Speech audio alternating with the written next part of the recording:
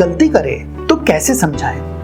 Normally ऐसा होता है कि आपने इतनी मेहनत करके ट्रेनिंग दी अपनी टीम को, आपने एक ही बात को 4-4, 5-5 बार रिपीट किया और फिर भी जो है टीम मेंबर गलती कर देता है और एक बार नहीं 2 बार 3 बार 4 बार करता है तो अब आपको गुस्सा आने लगता है। अरे भाई, तुझे समझा दिया है, तुझे पता नहीं है कि इस गलती की वजह से आगे कितना बड़ा नुकसान होगा। दोस्त, वाकई शायद आपने उसको नंबर 1 ये समझाया नहीं है कि इस गलती का इम्पैक्ट क्या होगा।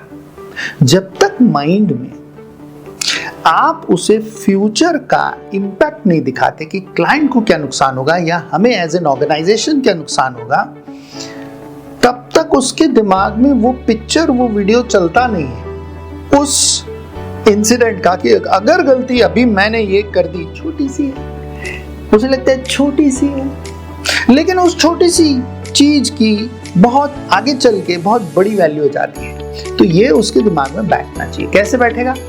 आपको उसको बताना पड़ेगा कि आगे इम्पैक्ट क्या होने वाला है। सिर्फ बार बार रिपीट करने से नहीं होगा। दूसरी गलती, जो सबसे बड़ी गलती हम लोग करते हैं, कि हमें गुस्सा आ जाता है। अब आप कहेंगे स्वाभाविक है सर, जब कोई दूसरी, तीसरी, चौथी बार गलती कर रहा है तो हमें गुस्सा तो आएगा। हाँ, आएगा, लेकिन इसी रिएक्शन मोड को हमें रोकना है। क्यों रोकना है?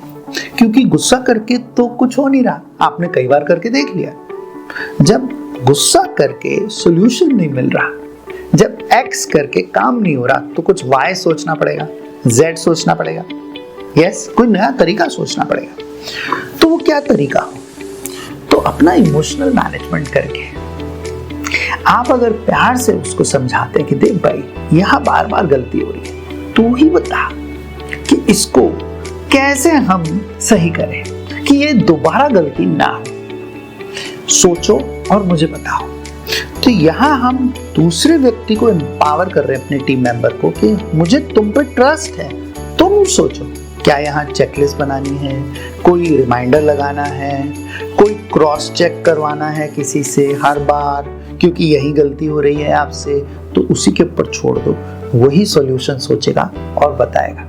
अगर आपने गुस्सा किया, अगर आपने इमोशनल मैनेजमेंट नहीं किया, तो सिर्फ उसी के छोड़ के जाने की चांसेस नहीं बनते, बल्कि बाकी लोग भी देख रहे हैं, तो बाकी लोग भी आपसे फिर अनइंस्पायर्ड हो जाते हैं जैसे ही गुस्सा किया। और गुस्सा करने से आपका माइंड, जो सर्वाइवल से प्रोग्राम्ड है, वो fight flight freeze mode, survival mode में जाता है। यानी दूसरा भी सहम जाता है, डर में जाता है, या वो भी अंदर ही अंदर ठान लेता है, अब यार यहाँ नहीं, कहीं और कुछ और देखेंगे, ये मेरे लिए जगह नहीं है। आप ये नहीं चाहते, आपने इतनी मेहनत की है उसको ट्रेन करने में। तो इस बात का खास ध्यान रखें कि गुस्सा नहीं, कैसे भी प्यार से उसको अच्छे से समझाएं, उसमें ट्रस्ट दिखाएं, उसी को बोलें कि तू चेकलिस्ट डिजाइन कर, तू कुछ भी कर, लेकिन ये गलती नहीं होनी चाहिए।